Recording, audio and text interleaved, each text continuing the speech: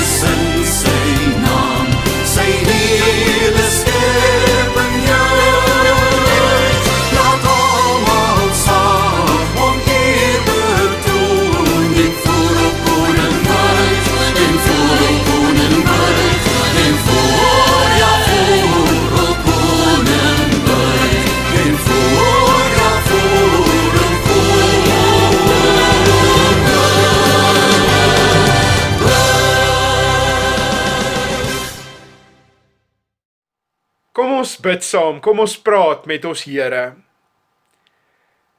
Dit is wat ons harte wil doen, sonder ophou, is ons wil U loof en U prys, U verheerlik.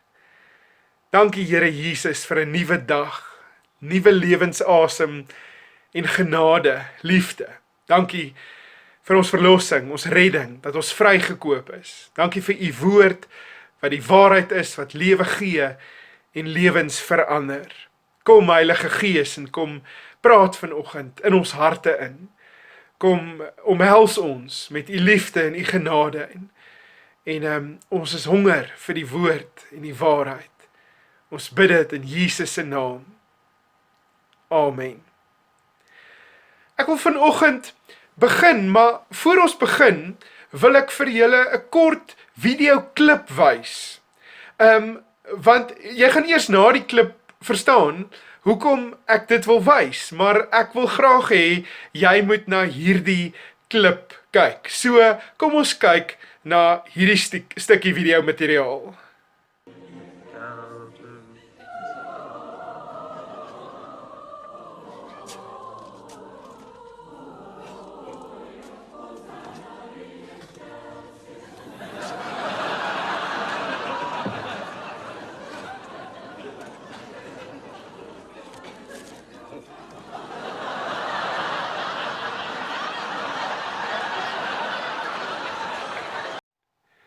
Hy stukkie Mr. Bean is daarom maar altyd lekker, en is lekker ook om bietjie te kan lag in tye waar ons dikwels nie meer te baie lag nie. En nou is ons almal se geheue ook lekker verfris oor hoe 'n stewige, fris, vars kalkoen lyk, en kan ons sommer uitsien na die Desember maande en Kerstyd waar ons ook aan daardie kalkoene lekker kan smil.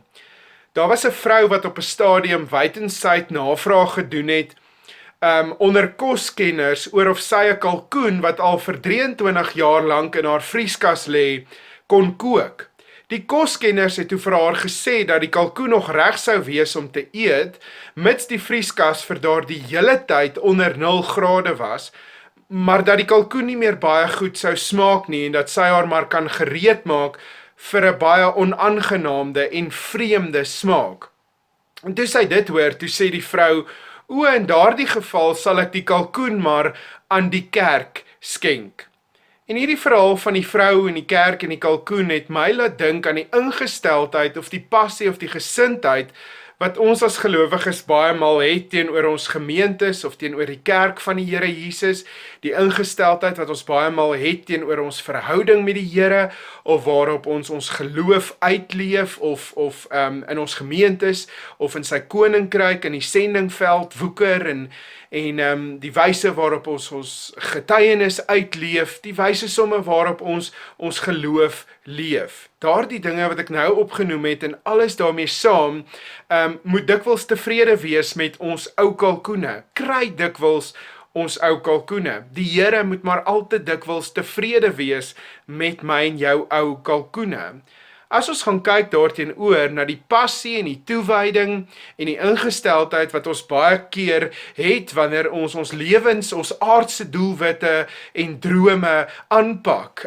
Ons werke, ons loopbane, ons studies, ons gym, ons fietsry, ons karre, ons huise, ons stokperdjies, die wyse waarop ons kinders grootmaak. As ons dit dan na gaan kyk teenoor die passie of die ingesteldheid wat ons dikwels het wanneer dit by ons geloof kom of by ons Christendom of by ons disipelskap of by ons verhouding met die Here of die wyse waarop ons in ons gemeentes besig is, dan is dit dikwels 'n geval van ou kalkoene. En dan gaan kyk ek na die absolute dinamiese en passievolle God wat ek en julle dien en hoe radikaal en dinamies en voortreffelik die Here nog altyd was, veral in ons redding en in ons verlossing en in sy liefde en in sy genade en sy seën en sy goedheid en sy guns. Dan is ek meer as oortuig daarvan dat die kerk en sy God se koninkryk en gemeentes en ons geloof en ons verhouding met die Here nie die plek of die fasset van ons lewens is vir slegte kalkoene nie. Dat die Here en sy koninkryk en sy gemeente nie ons ou slegte kalkoene verdien nie. Dat dit nie die plek is om ons minimum te gee nie. Dat dit nie die plek is, sekerlik nie die plek of faset of kompartement van ons lewe is vir milmatigheid nie, vir lauwarmheid nie, maar dat dit absoluut die plek of die faset of die kompartement van ons lewens is vir voortreffelikheid. En ek wil hê in hierdie boodskap moet jy die woord voortreffelikheid oor en oor hoor en in jou lewe vasmaak. Die kerk, die koninkryk, die Here, ons geloof, is die fase, die kompartement vir my en jou beste kalkoene. Dit verdien ons lekkerste en ons varsste kalkoene. En ek dink, of ek is eintlik oortuig daarvan, dat die tyd om die Here met voortreffelikheid en passie en warm, vurige ingesteldheid en gesindheid te dien, juis nou is. Die tyd waar kinders van die Here in alle voortreffelikheid en passie moet uitstyg in ons getuienis, in ons aanbidding, in ons diensbaarheid, in ons verhoudings met die Here, in ons liefde, in ons genade, in ons disipelskap. Daai tyd is nou, in dit wat ons doen, in dit wat ons sê, in dit waar ons in die gemeentes werk en betrokke is, in God se koninkryk en in ons daaglikse handel en wandel, ons verhoudings en so meer.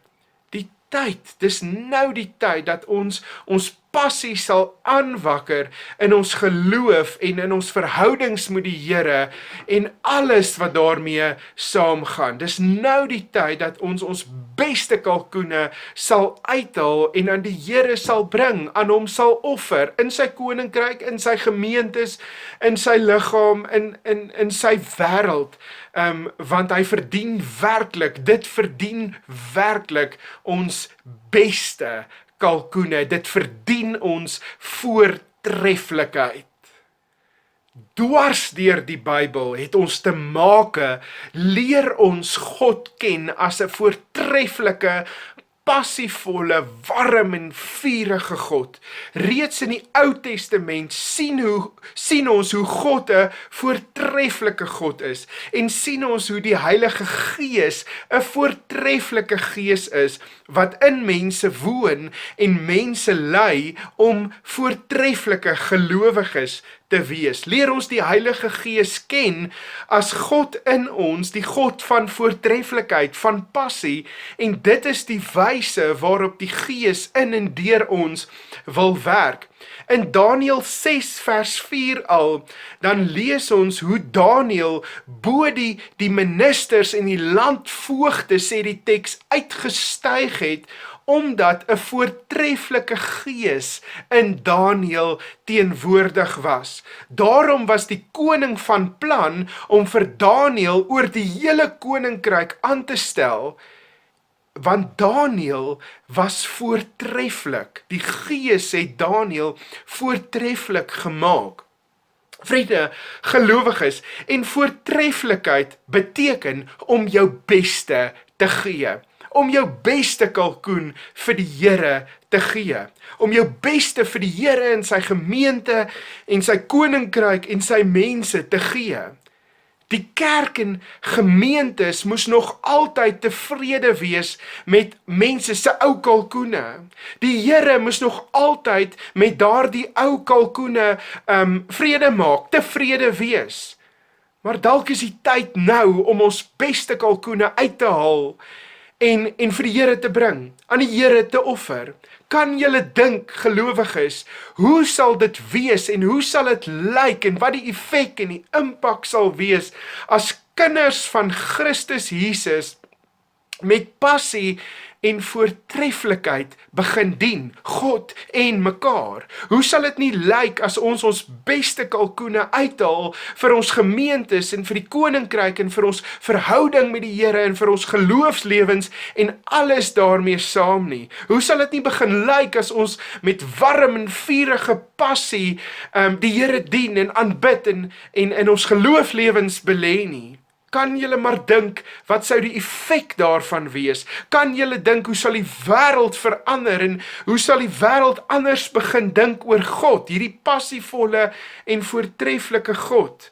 Want dit kan net 'n dinamiese en voortreffelike God wees, wie se kinders met soveel voortreffelikheid leef. Ek dink baie keer dan kyk hulle na ons en dan dink hulle maar, of dan vorm hulle maar 'n prentjie van dit is hoe God is. Lou warm, halfhartig, effens passieloos, effens passief. En dit is nie en was nog nooit en sal nooit wees wie ons God is nie.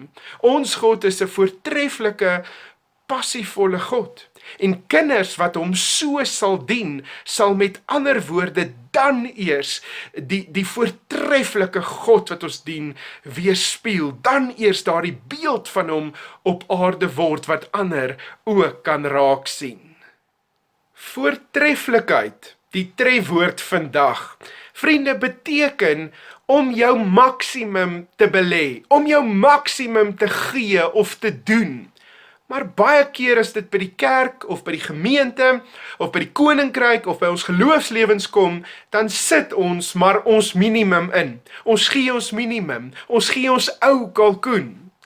Voortreffelikheid, vriende, sal, soos ek gesê het, niks anders wees. Kinders van die Here wat met voortreffelikheid dien en aanbid en leef, sal niks anders wees as 'n weerspieëling van die God wat ons dien nie, want dit is presies hoe ons God is. As ons maar gaan kyk dwars deur die Bybel, dan leer ons God openbaar homself as 'n voortreffelike, passievolle, warm, vurige God. En voortreffelikheid, vriende, geskied ook nie per ongeluk nie, maar dis 'n doelbewuste poging, 'n besluit, 'n aksie. Dis daarom nie 'n eenmalige daad nie, maar voortreffelikheid is 'n gewoonte. Dis 'n leefstyl wat kinders van die Here aankweek om met passie en vurigheid en voortreffelikheid te getuig en getuienis te wees en te leef en te belê in hulle geloofslewens en in God se koninkryk en in sy gemeente. Ek glo dat hierdie corona era 'n era is waar God sy kerk roep tot voortreffelikheid, sodat ek en julle, sy kerk, sy gelowiges, relevant, met impak, met invloed, met effek in God se wêreld, in sy koninkryk, vir hom kan wees. Vriende, God het sy heel beste vir ons gegee. God, kan ons sê, het nog altyd sy beste kalkoen vir ons gegee.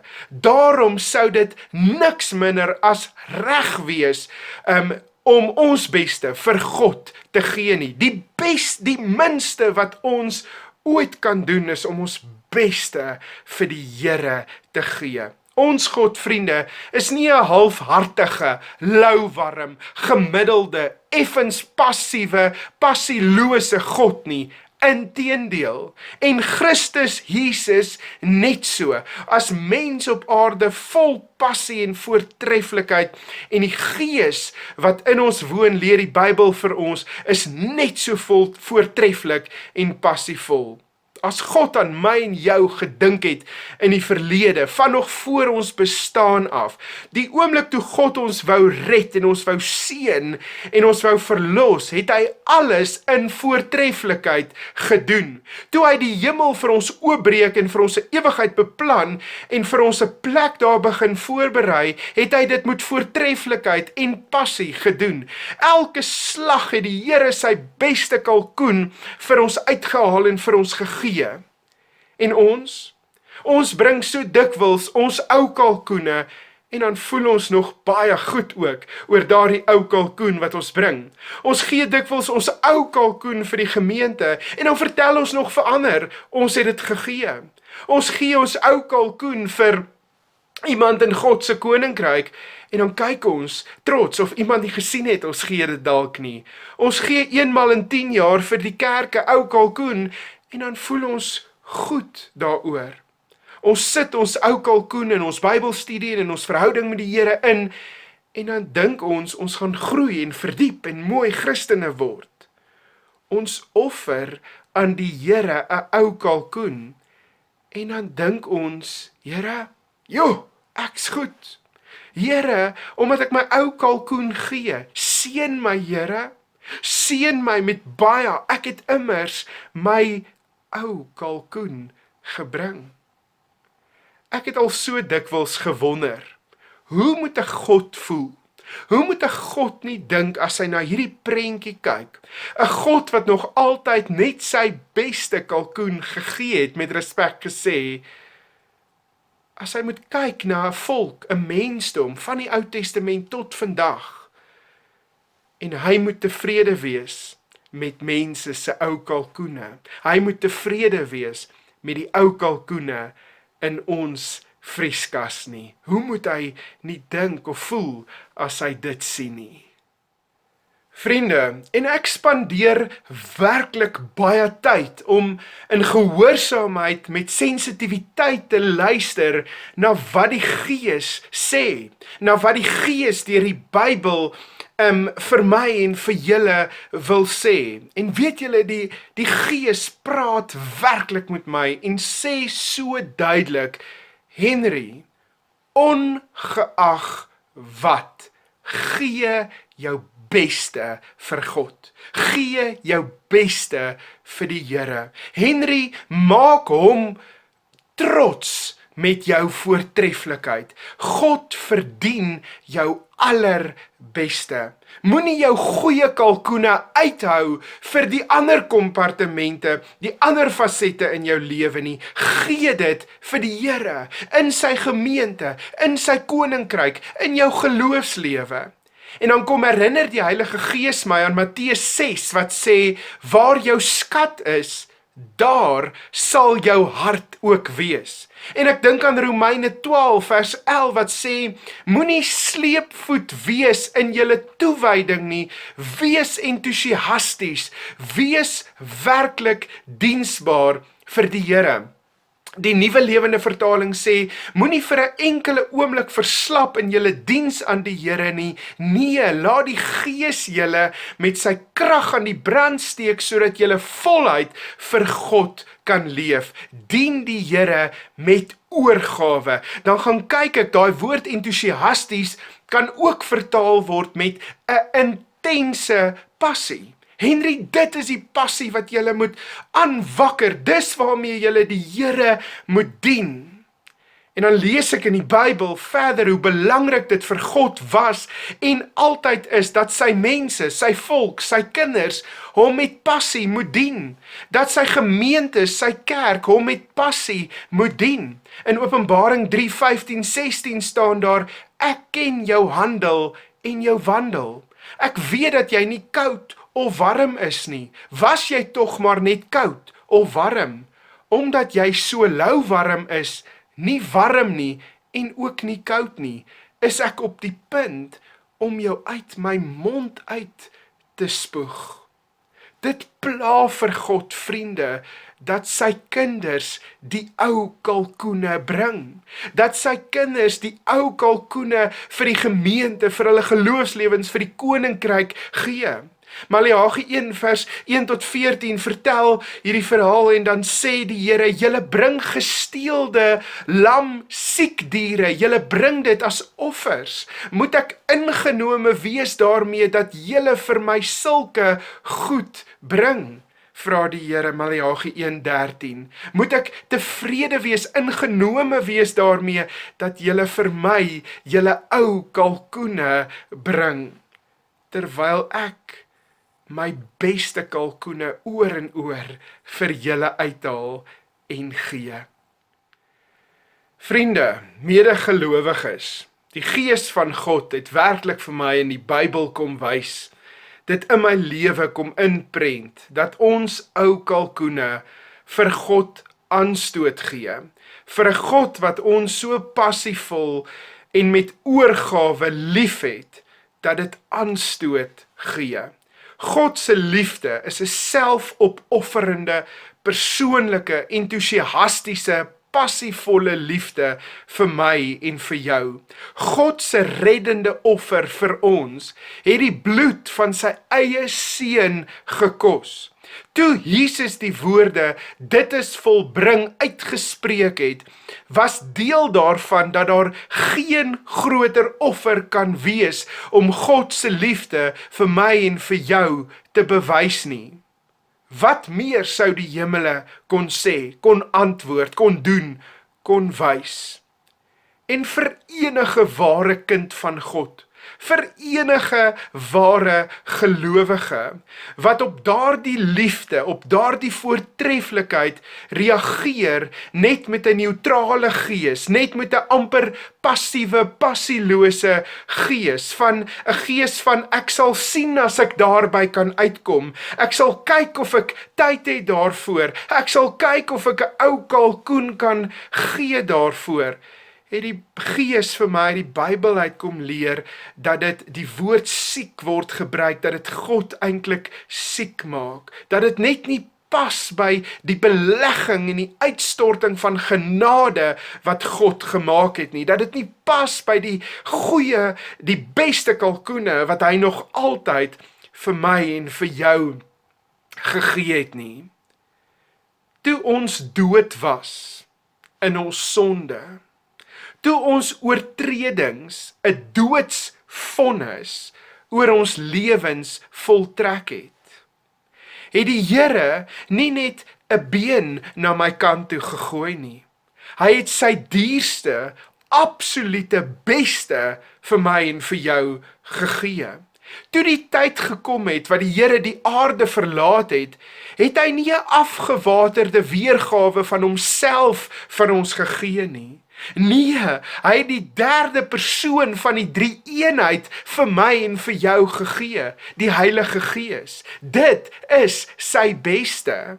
En in die volgende lewe wat kom na hierdie een, het God vir my en vir jou nie net 'n klein shackie met 'n venstertjie beloof nie.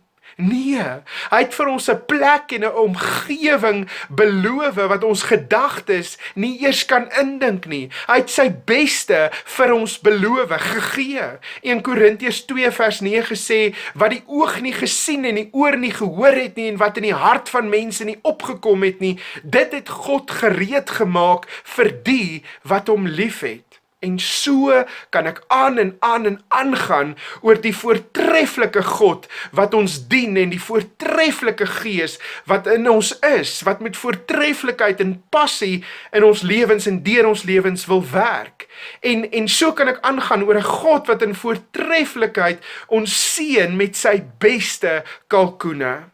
Vriende, as ons daardie kern, daardie hart van ons geloof van God snap en verstaan, dan gaan ons beste kalkoene wil bring. Dan gaan ons beste kalkoene gee.